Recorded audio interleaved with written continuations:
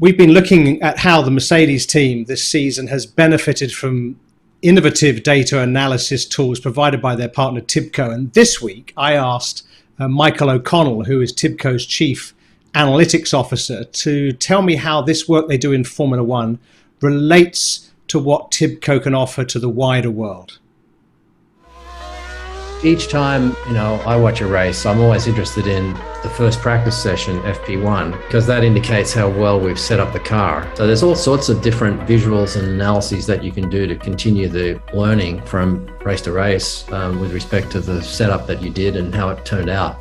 That sounds really important, the post-race analysis, that looking at the data and saying, well, why, was it what we expected? If it wasn't, why? And going into individual parts of the data, I think is really important. We've optimized that a lot so that you can say, well, let me go look at the start, or let me go look at some other.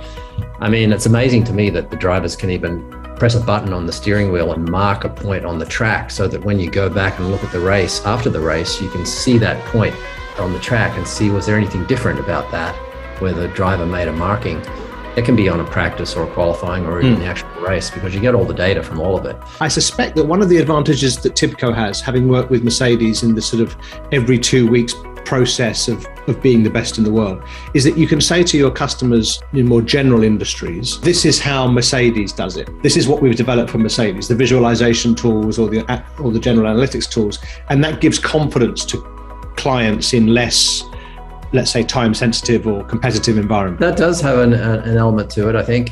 With Mercedes has pretty high data volumes and pretty high throughputs, and being able to optimize the process of the pre-event simulation, getting ready for the event, post-processing what happened, having a good strategy for the real-time approach. All of that does line up with some of the use cases that you get with, say, an airline or an airport. So there's a lot of similarities, because, we're analyzing the at-rest and accumulating data for Mercedes to figure out the best car setup for the next race.